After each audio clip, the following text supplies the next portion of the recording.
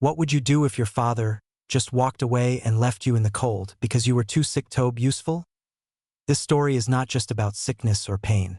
It's about a little girl who trusted the wrong person. She thought her father would always protect her. But one day, he looked at her and walked away like she was nothing. She was only 10 years old. She was coughing, weak, and cold. And yet, she still believed her father loved her.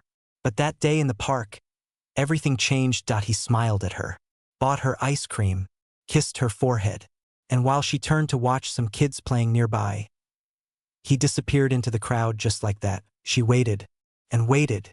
Hours passed. No one came. People walked by, but no one cared. Her hands were freezing.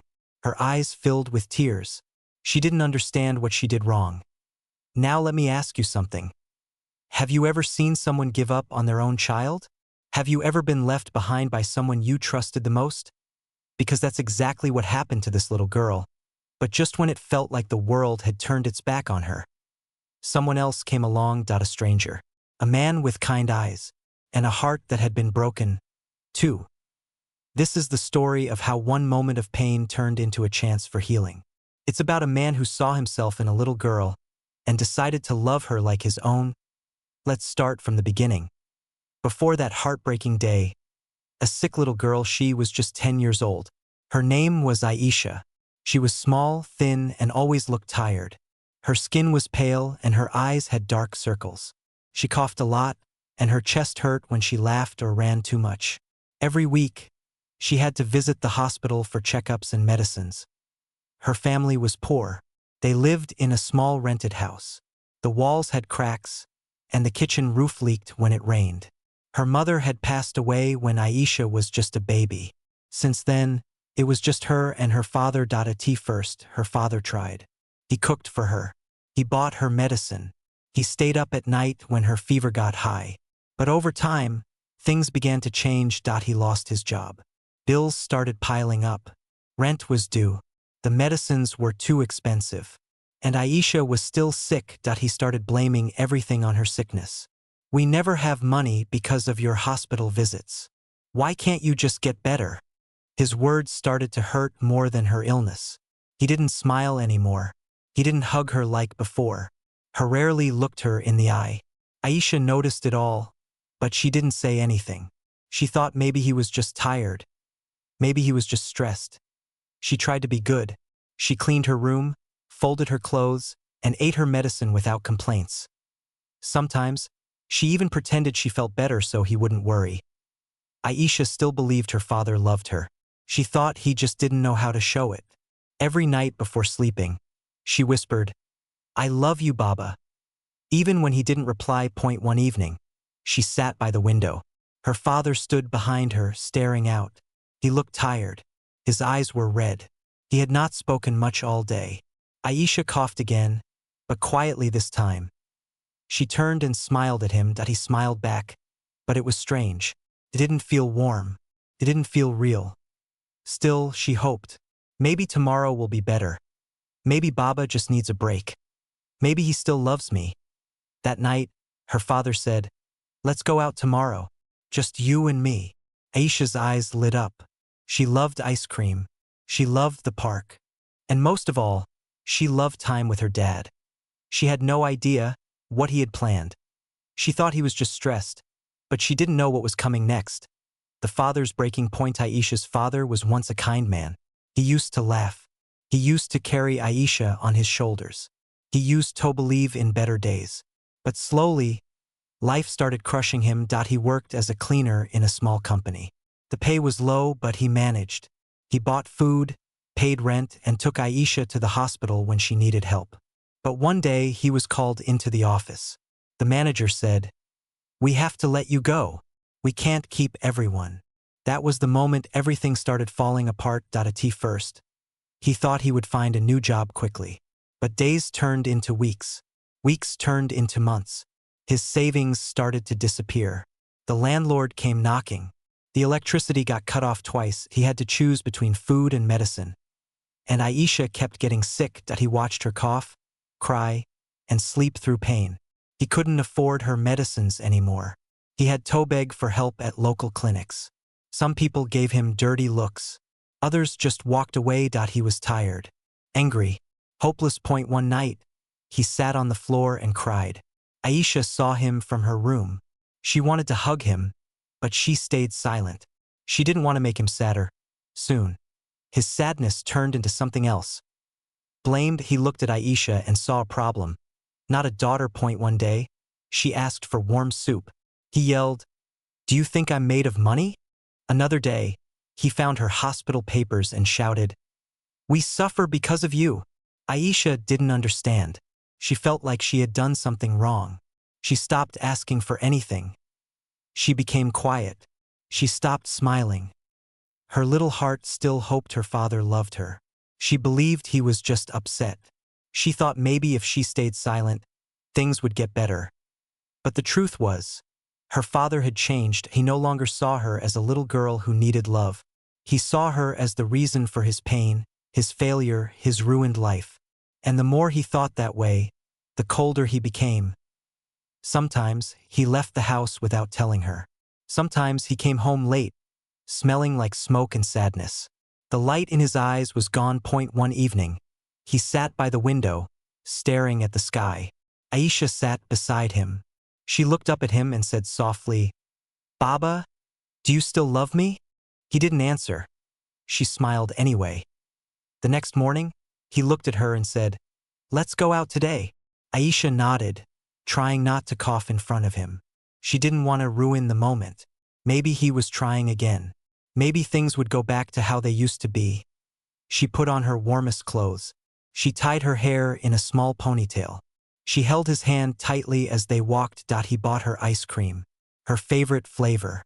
She smiled as she ate it slowly, her fingers freezing from the cold.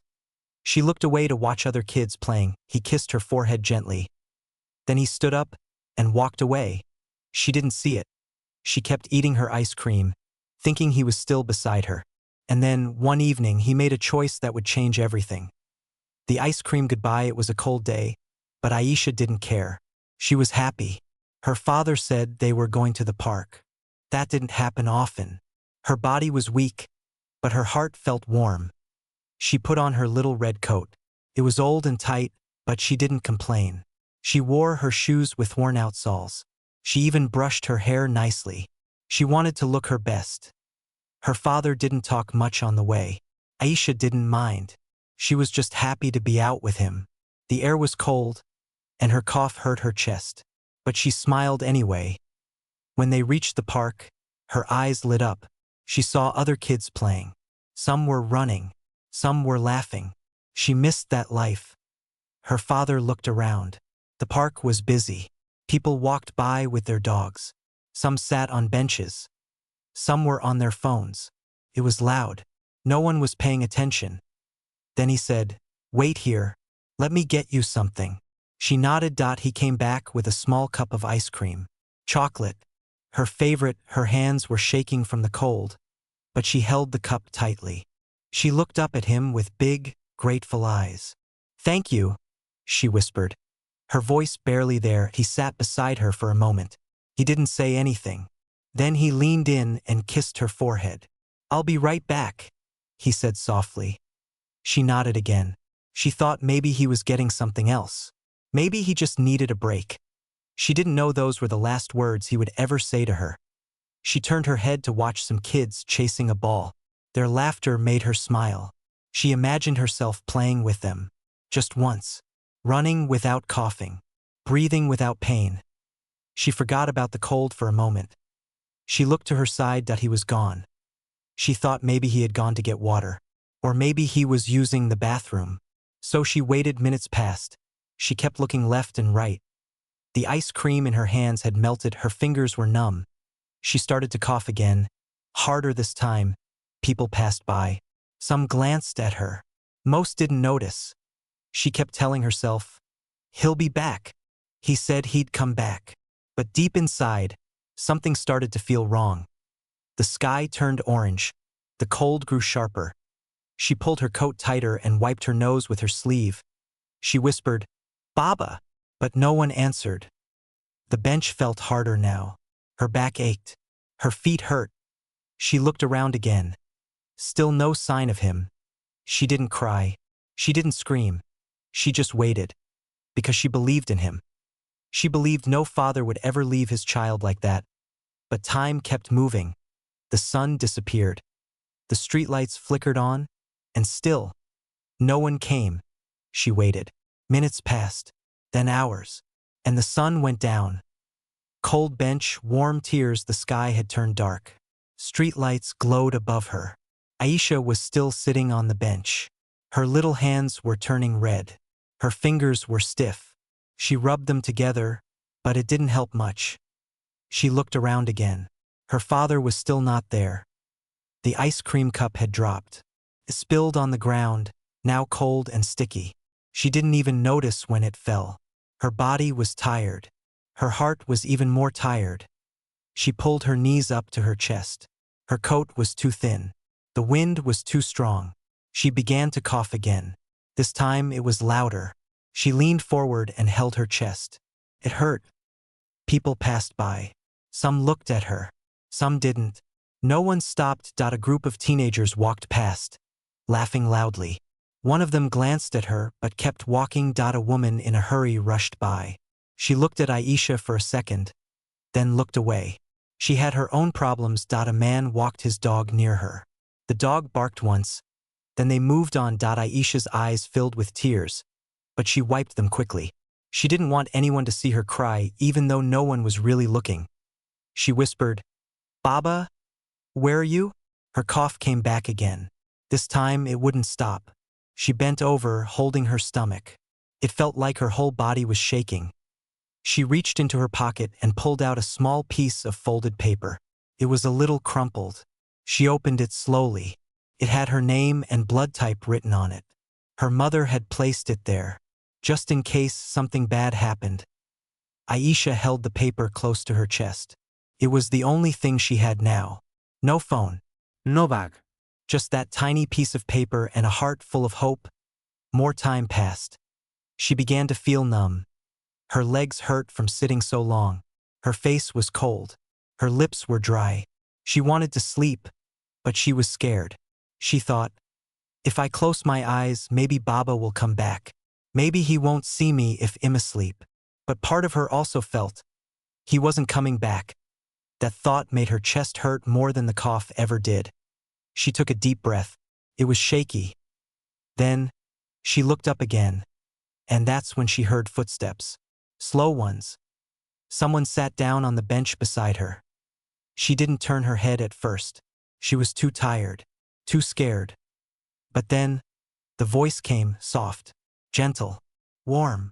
"Are you lost?" Her eyes opened wide. It wasn't her father. It was a stranger, a man with an old coat. His eyes looked kind, but also sad. She didn't answer him with words. She just reached out and handed him the paper. He took it slowly and read it. Then he looked at her. His eyes became wet. He didn't say anything right away. He just stared at her like he had seen a ghost. Or maybe a memory. And just when she thought the world had forgotten her, someone sat down beside her. The stranger in the old coat, the man who sat beside her, looked old. His coat was torn at the sleeves, and his shoes were dirty. His face had lines like he had been through a lot, but his eyes, they were kind. Kind, but sad. He looked at the little girl sitting beside him. She was cold, coughing, and shaking. Her lips were dry, and her face was pale. She looked like she hadn't eaten or rested in a long time. He asked gently, "Are you lost?" His voice was soft, not scary. But Aisha didn't answer. She was scared. She didn't know who he was. She just looked at him with tired eyes. Then, slowly, she reached into her pocket. Her small hand took out the folded piece of paper. She didn't speak. She just handed it to him. He took it carefully like it was something special. He opened the paper. It said her name, her age, her blood type. There was also a note from her mother that said, "If found, please help her." He read the paper, and then, he didn't speak. He just stared at it. Then he looked at her. He stared for a long time. Aisha looked down. She didn't know what he was thinking. But the man, he wasn't just thinking. He was remembering. His hands began to shake a little. He whispered to himself, "Same age, same eyes?" She reminded him of someone. Not just any girl. His own daughter. She had passed away years ago. She had been sick too. Around the same age. Pale skin. Soft voice. Big, scared eyes that he hadn't been able to save her. And now, here was another little girl. Alone, sick, and cold. Something inside his heart broke all over again. He put the paper back in her small hands. Then he took off his coat and wrapped it around her shoulders. "You don't have to be afraid," he said softly. "I'm not going to leave you here." Still, she didn't speak. But she looked at him. This time, a little longer. She didn't feel so alone anymore. He looked around the park. It was getting late. People were leaving. It was almost dark now. He stood up slowly and held out his hand. "Let's get you warm. Okay?" She stared at his hand. For a moment, she didn't move. Then, slowly, she placed her tiny hand in his. His hand was big and rough, but it felt safe. He picked her up gently. She rested her head on his shoulder. Her cough was still there, but she didn't feel as cold anymore. The man started walking. He didn't have much, but he had something that mattered more. He had a heart that cared. He looked at her like she reminded him of someone. Someone he lost. A doctor's broken heart. The man held her gently in his arms as he walked. The night was getting cold. She was still coughing, but now she felt safe.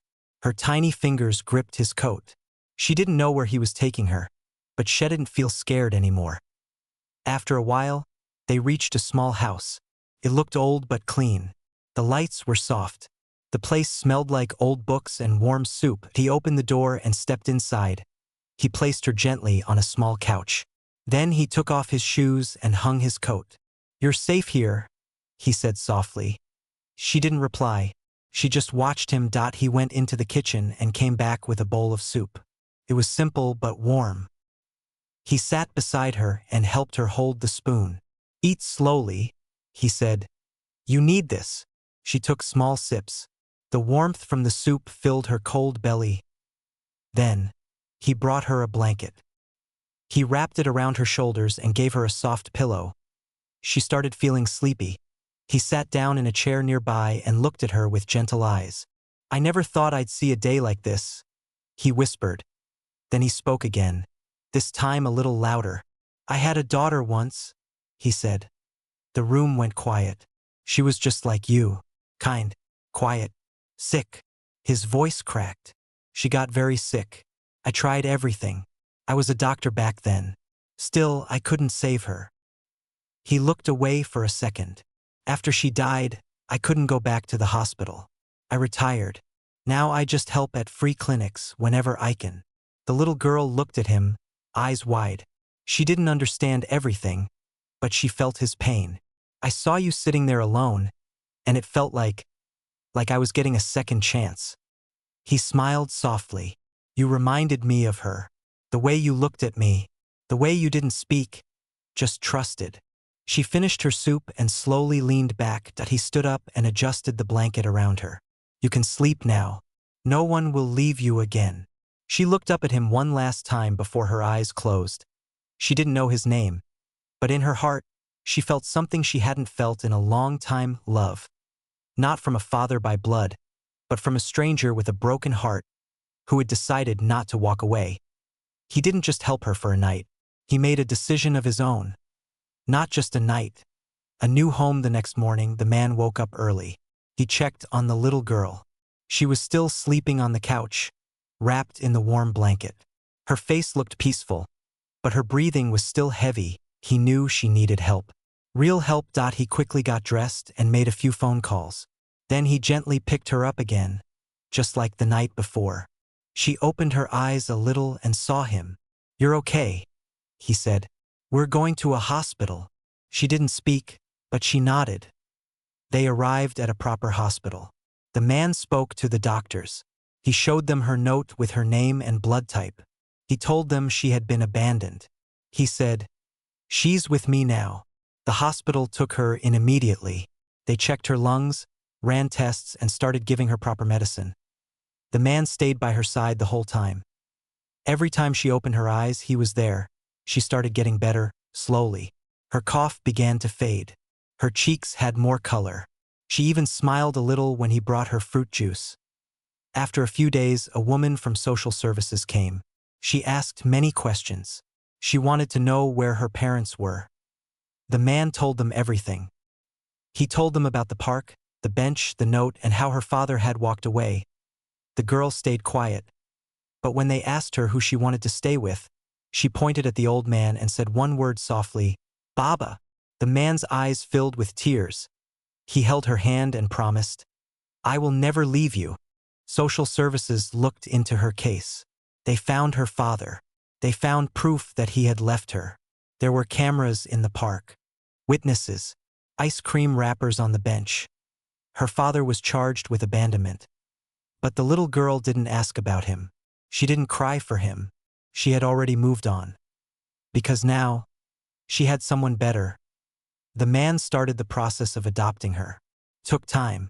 There were visits, forms, and court meetings. But he didn't give up. Every step of the way, he made sure she knew she was safe, that he made her favorite foods. He read her bedtime stories. He took her for walks, holding her hand tightly. And every time someone asked, "Is she your daughter?" he would smile and say, "Yes, she is now." And every time she looked at him, she smiled back and said, "Baba." She had lost her real father, but found a true one in a man who had no reason to care, but did anyway. He gave her a home, a future, and, most of all, love. The father's return. Months passed. The little girl looked different now. She was stronger, healthier, and full of life. Her cough was almost gone. She went to school and made new friends. At home, she helped her new dad in the kitchen. She called him Baba with a smile. But one day, everything changed again. A man came to their small home. He looked tired and older. His clothes were messy. His eyes were it was her birth father. He stood at the door and said, "I'm here to see my daughter." The man, her new dad, didn't say anything. He looked at the girl and asked gently, "Do you want to see him?" She nodded, just once. The man came inside. He sat down and said, "I was going through a hard time. I lost my job. I was angry that I didn't mean to leave you." He tried to look sad. He looked around the house and saw how well she was living. Her toys, her clean clothes, her books. He saw her smile. Now that she was doing better, he wanted to come back. But the little girl was calm. She sat beside her new dad. She looked straight at her old father and said, "You already said goodbye. I remember." He tried to laugh it off. "Come on. I'm still your dad." She shook her head. "You were once, but you left." He didn't. She pointed at her new father. The old man looked embarrassed. I need a little help. Can I stay for a while?" Her new dad stood up. His voice was firm but calm. "She has a home now. She has love. She doesn't need anything from someone who walked away." The old father's face changed. He stood up slowly. He knew he had no place here anymore. He looked at the girl one last time. She didn't cry. She didn't speak. She just held her new father's hand, tightly. The door closed behind the old man. She looked up at her new dad and whispered, "Thank you for staying." He hugged her close and said, "Always. I'm not going anywhere." And in that moment, she truly understood something deep. Family isn't about blood. It's about love. It's about who shows up, who stays, and who cares even when they don't have to. She may have been left behind once, but now, she had someone who chose her every single day. A new life begins. The little girl's life began to change in ways she never thought possible. Every day, she felt stronger. Her cough was now gone. Her skin was no longer pale. She looked like a healthy, happy child. She started going to school. She was nervous at first, but her new dad, Baba, encouraged her. "You can do it," he would say every morning before school. At a tea school, she made friends. She laughed. She played. She no longer felt the loneliness she once had. She was no longer the sick little girl sitting alone on a park bench. She was now part of something bigger. A family, a school, a community. One day, her school held an event. Students were asked to share something important about their lives. When it was her turn, she stood up, her heart racing. She thought about the journey she had been on, the pain, the sadness, and finally, the love she had found. She took a deep breath and began to speak. I'm here to share my story. I was once sick, alone, and forgotten. My own father left me, but then a stranger saved me. He became my father. As she spoke, people in the audience started to cry. Some wiped their eyes. Others looked down, feeling her pain. After her speech, some of her classmates came up to her. They shared their own stories of pain, loss, and healing. They told her they understood what it felt like to be left behind. The little girl felt proud but also sad. She knew that she wasn't the only one who had experienced hardship. But in that moment, she realized how much strength there was in sharing stories, in being heard. When the event ended, she went to find her new dad. He was waiting for her, smiling proudly. He hugged her tight and said, "You saved me too." She looked up at him and smiled. "How?" she asked. He bent down and gently stroked her hair. "When I lost my daughter, I didn't think I could ever love again.